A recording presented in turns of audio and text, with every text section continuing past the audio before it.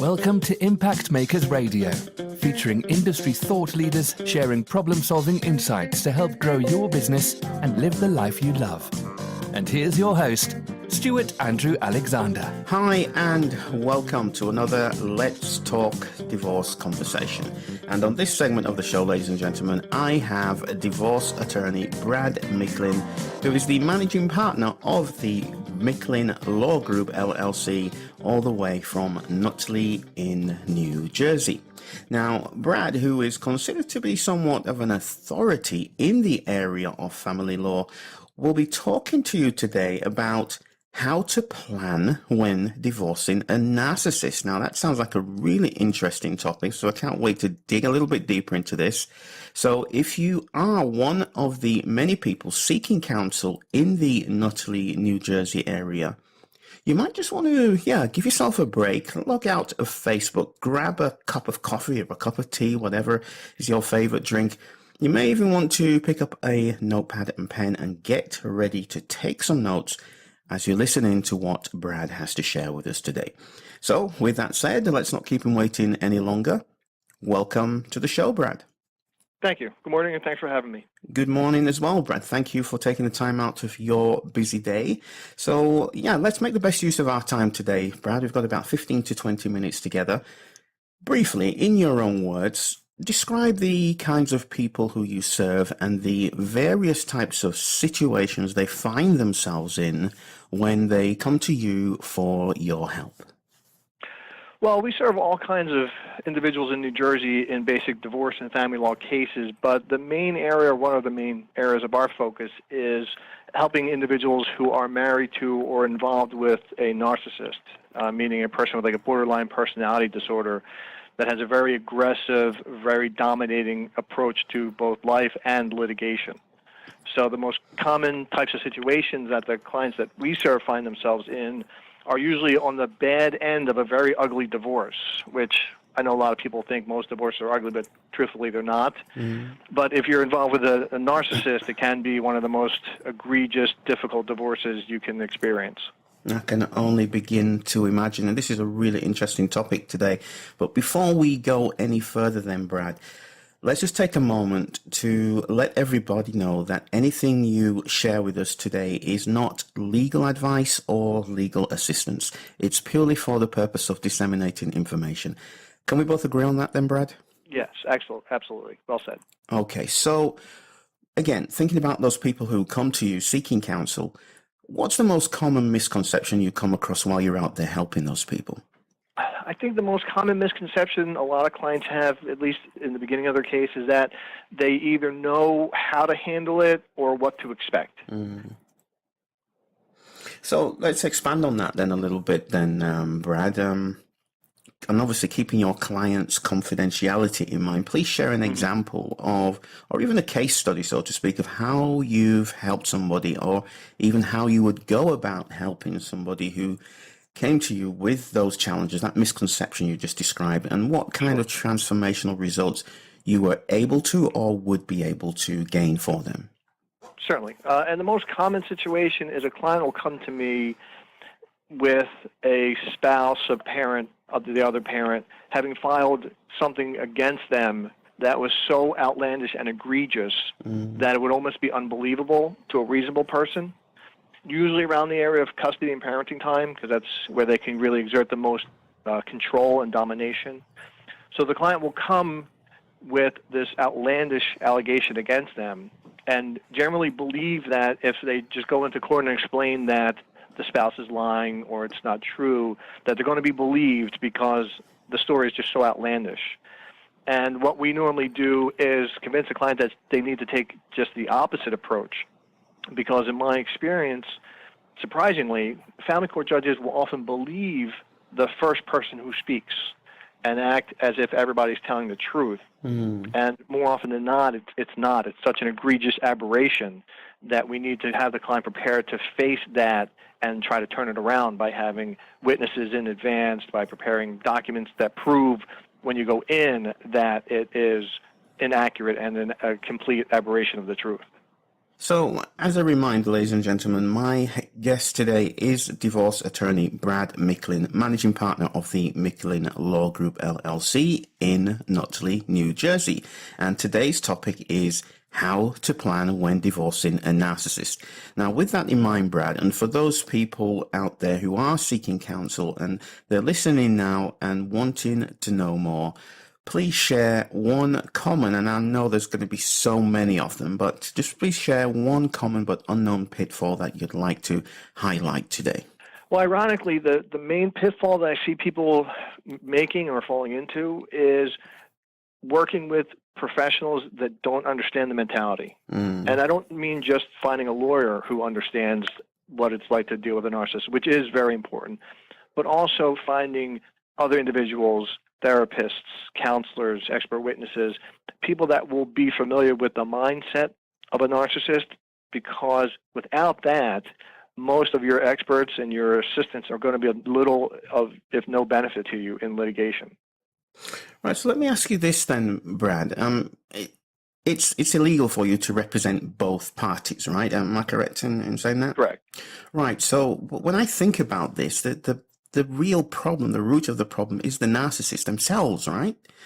Right. So, but you're representing the other partner who's the victim of the narcissist in most cases. Is that correct? Most of the time, I mean, once in a while, I'll get a client who I can recognize has narcissistic tendencies, but more often than not, the spouse is coming to me for a type of defense to it.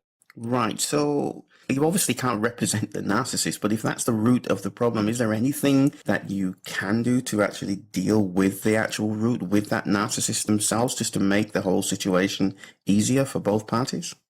Sometimes, depending on the nature of the issue, if you're able to get either an agreement or a court order for a psychological evaluation, the evaluation and the evaluator may not identify the term or identify by a term, but at least may be able to identify personality conflicts or traits that create conflicts. And from there, the courts are able to start addressing it because you have an independent assessment indicating that these issues are present. You've got me really curious at this point, then, Brad. How many years have you been a practicing divorce attorney? I've been a divorce attorney for 21 years. Wow, so 2 decades. I can only imagine that you've helped hundreds of people in those 21 years. Yes, absolutely. Right, so when you think about all of those people who have reached out to you for your help, for your assistance, what's most important to you about being able to help those clients to achieve their objectives? Well, what's most important for me is to know that the client is prepared and prepared well in advance. So what I generally tell my clients when they have this type of issue is to plan for the worst. Plan for the worst allegations to be made, plan for the worst statements to be made, and knowing that, find people that are going to be able to testify for you, talk to experts that are going to be able to assist you, maybe even get a therapist to assist themselves as they go through, because it could be a very traumatic course if they're not prepared. Right, so if you have a client and they're really listening to you, everything is working just as how you would expect it to be, how does that actually make you feel on a personal level?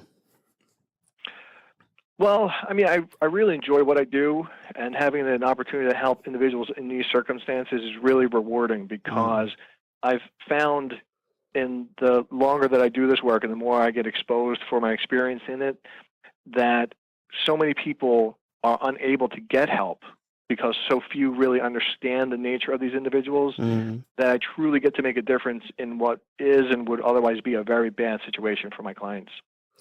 So let's spend a brief moment talking about your background then, Brad. Please share with us your formal education and your experience as it relates to today's topic of family law, please. Okay, well, I have a classic education, so I went to undergraduate college at Temple University in Philadelphia. Then I went from there to law school at Widener University in Delaware and graduated there, I think, 96. Following my law school, I sat for and passed the New Jersey and Pennsylvania state bars, both state and federal. I did a year-long clerkship in the Superior Court of New Jersey for the supervising judge of special civil litigation for the first year. I did some commercial litigation after that for about 2 years, And then I opened my own practice and went to concentrate in divorce, family, and custody. And throughout the course of that, I've always had a certain interest in the borderline personality disorders and the issues that it brings to matrimonial and family law. So I've spent a lot of years just reading the materials, interviewing people, making notes about the situations I've been in, case reviews, and really trying to just gain an understanding of what the personality is like and using just personal experience to be able to help more and more people as it went along. So, Brad, how do you recognize that you're married to a narcissist? What are some of the signs? Well, and it can be challenging because a lot of times they're married for a long time, so you overlook the signs. The first sign is going to be a person whose self-image is the most important thing to them. So they can never accept fault. If you say anything about them negatively or challenge them in any way, they react violently, for lack of better words, not necessarily physically, but vehemently. So they'll do anything to protect their self-image. Aside from that, they're often very charismatic and successful. Mm-hmm. The irony of the personality conflict is outwardly they're credible people. They're charismatic and they're successful. So the dichotomy that a client usually has or faces is trying to explain to the larger society that his or her spouse is really not the way he or she appears. So we are approaching the end of the show then, Brad. So for those people who are out there and listening and they're still wanting to know a little bit more about how to plan when divorcing a narcissist, what final thoughts would you like to impart with them before we finish up with our last question for today? Well, again, as I said earlier, I think the most important way to handle the case is to be prepared. And not just to be prepared in the way I earlier said about getting documents, but being prepared for dealing with the personality type. Because there's two ways to address that. As I said a moment ago, they'll do anything to preserve their self-image. Mm-hmm. So you need to choose when you're going into this case, are you going to be attacking their position and expecting a battle in return, or are you going to try to placate their position so that they believe that you're on their side? And you sort of need to choose one way or the other because you can't change once you start that direction. Well, this has been a very interesting conversation, Brad. So for the listener who's listening right now and they feel that they may just be, married to a narcissist and they're considering divorce or they're in the midst of divorce or even gone through divorce, if that's the case, how can they reach you? What's the easiest way? Well, I think the best way is really to start at our website, which is MicklinLawGroup.com, which is MICKLIN, lawgroup.com, all one word. Our website's really the most informative aspect. We have webinar archive pages, we have video consultation rooms, and PDF downloads, all dealing with divorcing a narcissist, and we don't require any kind of email address or any form that you fill out. It's simply free for download. So I always recommend people start there first, and then they're always free to call me with the number on the website. Okay, folks, that's all we have time for today. Again, that was divorce attorney Brad Micklin.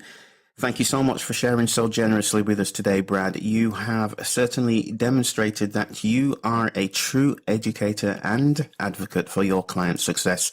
So thank you. Thank you for having me. You are so welcome, Brad. And I'd also like to take a moment to say a big thank you to you, the listener. Thank you for joining us on this very insightful and informative conversation. We've had a really interesting topic today. We've never spoke about this on Impact Makers Radio before. But thank you for joining us with one of the leading divorce attorneys in the Nutley, New Jersey area today. Again, as a reminder, his name is Brad Micklin. Make sure you do check him out, give him a call, visit his website. It sounds like they have some fantastic resources there, so do spend some time on the website researching your topic. But whatever you do decide to do, I'm sure that after listening to Brad today, you're going to be in a good place to get started. So that's it for today, folks. Again, my name is Stuart Andrew Alexander, and we'll be back shortly with some more leading family law professionals in this, our series of Let's Talk Divorce Conversations. So, until then, take care, have a great day, and we'll talk real soon. Thank you for tuning in to Impact Makers Radio. To listen to all past, present and future industry thought leaders and trendsetters, visit us at impactmakersradio.com.